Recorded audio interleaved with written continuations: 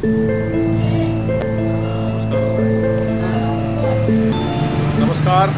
जय हिंद। इतिहास विमर्श में आप सभी का एक बार फिर से स्वागत है। साथियों, आज मैं आपको एक ऐसे मंदिर में लेकर आया हूं जो लगभग 1000 वर्ष पुराना है।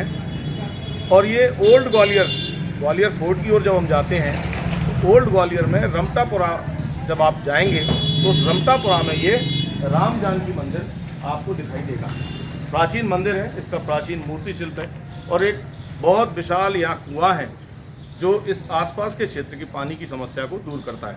तो आइए मेरे साथ, मैं आपको दर्शन कराता हूँ राम जानकी। साथियों, जैसा कि मैंने आपको बताया कि आज मैं आपको एक प्राचीन राम जानकी मंदिर के बारे में बताऊंगा। ग्वालियर में यदि आप रहते हैं तो आपने देखा होगा राम मंदिर कई हैं और प्रायः लोग उन्हीं राम मंदिरों में जाकर दर्शन करते हैं। मैं आज आपको ओल्ड ग्वालियर में जो प्राचीन राम मंदिर में लेकर आया हूँ। आप जब इसे देखेंगे, इसकी प्रतिमा देखेंगे तो बड़ी मोहक प्रतिमा है और ऐसा लगता है कि ये प्रतिमा हमें अपनी ओर आकर्षित कर रही है।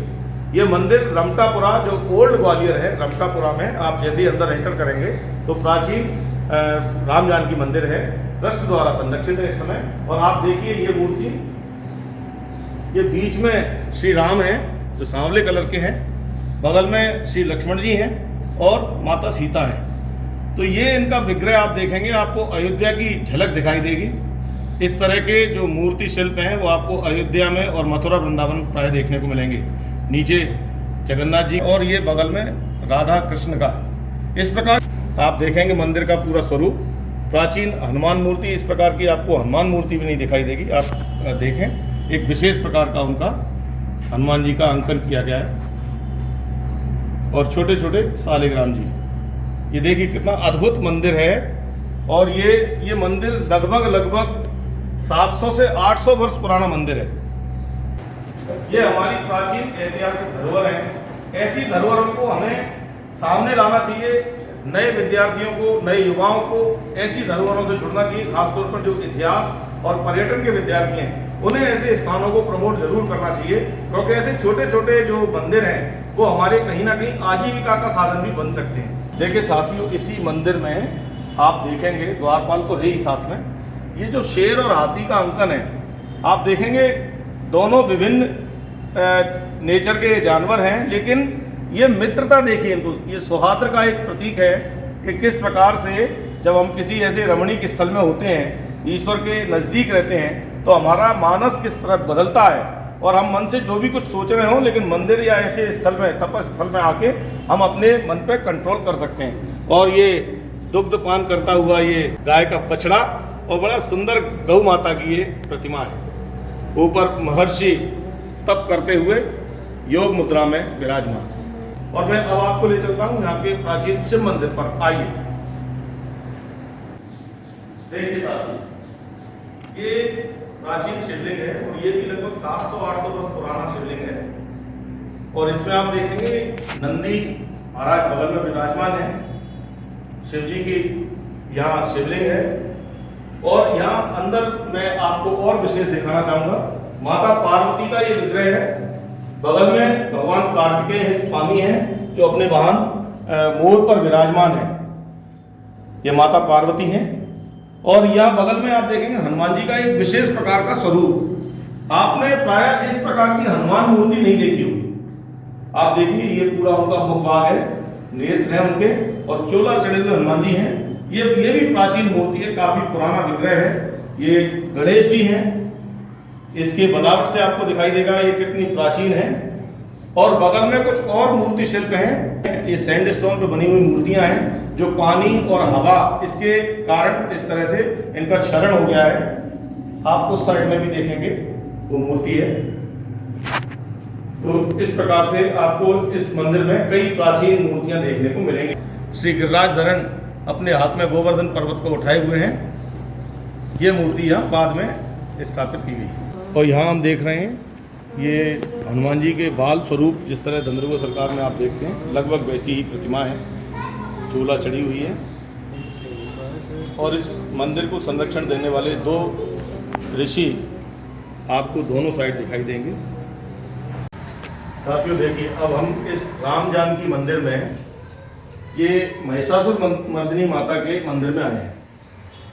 इसमें एक विशेष आप देखेंगे, जो शेर है सिंह, इसका मुंह मूर्ति की बाईं साइड में है। अष्टभुजाधारी ये माँ है और शेर का मुंह बाईं साइड में है। सामान्य दुर्गा प्रतिमाओं में जो शेर का मुंह है वो राइट साइड रहता है। आप ऊपर देखेंगे जो दुर्गा प्रतिमा का एक फोटो बना हुआ है उसमें शेर राइट साइड में है और यहाँ ये लेफ्ट साइड में है। जो महिषासुर मर्दिनी माँ का स्वरूप है उसमें उनके जो वाहन है शेर, उसको लेफ्ट साइड में ही दिखाया गया है। ये अष्टभुजाधारी माँ हैं जिनके हाथ में खड़ग है, शंख है, चक्र है, गदा है और एक हाथ में जो महिषासुर है उसका वध किया उन्होंने, तो वो है, और रक्त कटोरा उनके हाथ में। तो ये एक बड़ी प्राचीन मूर्ति है। ये मूर्ति भी लगभग 800 वर्ष पुरानी मूर्ति है। इसका मूर्ति शिल्प आप देखिए, कोमल मुस्कान माँ के चेहरे पे आप देख सकते हैं। और ये आप देखेंगे इसी मंदिर परिसर में ये काल भैरव की मूर्ति है जो अपने वाहन स्वान उसके ऊपर ये सवार हैं और ये भी उसी समय की मूर्ति है।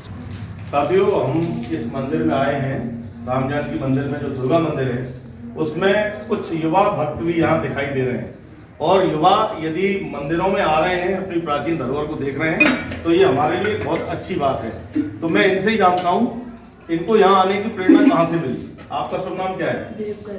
दिलीप गर्ग। देव गर्ग। और आपका? शरद गर्ग। शरद गर्ग। ये दुर्गा माँ की छोटी सी बेटा। आपका नाम क्या है? निधि उपाध्याय। आपका क्या नाम है? साक्षी। इस मंदिर में कुछ आपको अलग दिखता है और मंदिरों से? कोई विशेषता? क्या विशेषता दिखती है? हाँ, पुराना मंदिर है ये। बिल्कुल हमारी जो प्राचीन परंपरा, प्राचीन धरोहर है, जो सनातन धर्म है, ये उसी में से एक प्रतिमा है। यहाँ राम जानकी मंदिर भी देखा हुआ आपने? अच्छा लगता है? समय समय पे आते हैं? साथियों, हम यहाँ राम जानकी मंदिर में हैं। यहाँ दर्शन करने जो स्थानीय निवासी हैं वो आते रहते हैं। हमारे साथ भी एक स्थानीय निवासी है। आपका शुभ नाम क्या है? राम रतन गर्ग। राम रतन गर्ग साहब। गर्ग साहब, ये मंदिर कितना पुराना है? ये मंदिर बहुत प्राचीन है, कम से कम मैं समझता हूँ 500-700 साल पुराना तो ये इसको माना जाता है। आप अपने बचपन से यहाँ आ रहे हैं? मैं तो बहुत लंबे समय से यहाँ पर बराबर आ रहा हूँ जी। और वैश्य समाज इसको जो है इसकी देखरेख करता है, माहौल वैश्य समाज। बहुत बहुत धन्यवाद। ये देखिए, वृक्ष त्रिवेणी आपको यहाँ दिखाई देगी। प्रायः हम वृक्ष पूजा करते हैं, हमारी संस्कृति में ये है। तो ये पीपल है, ये बरगद, ये पेड़ है और इसी में आपको नीम भी दिखाई देगा। जो हमारे जो आयुर्वेद है उसकी ये मूल धरोहर है, पीपल, नीम और बरगद। और इसमें जो महिलाएं हैं समय समय पे इनकी वृक्ष की पूजा करती हैं।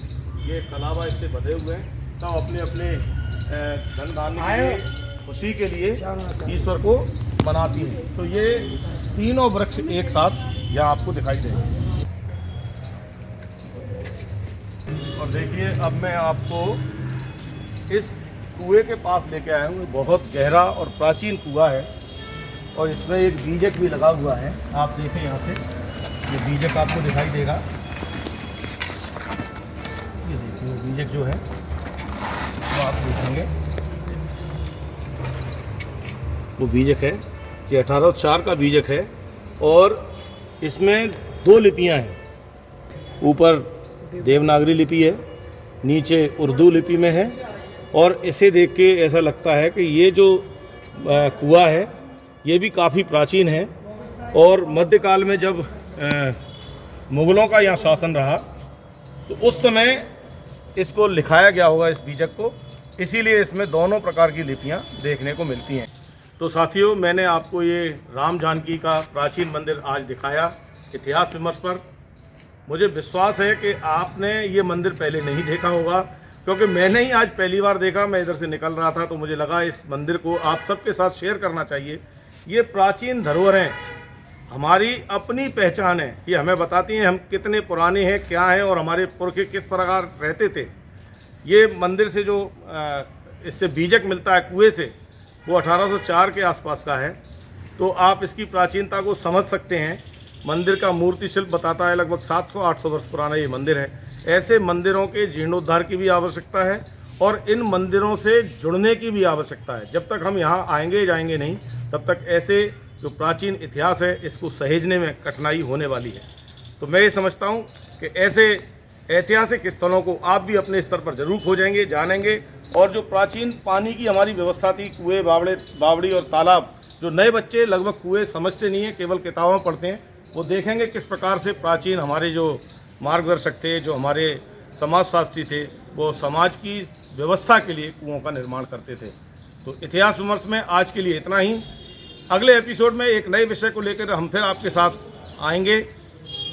अगर अभी तक आप इतिहास विमर्श से नहीं जुड़े हैं तो आप इसे सब्सक्राइब कर सकते हैं, बेल आइकन पर जाएं और ऑल के ऑप्शन पर जाएं, जिससे इस चैनल के माध्यम से समय समय पर विभिन्न विषयों पर जो मैं विमर्श करता हूं, आपके लिए जो चर्चाएं करते हैं, वो आपको सबसे पहले मिलें। तो आपने ये वीडियो पूरा देखा, इसके लिए आपको बहुत बहुत धन्यवाद। जय हिंद।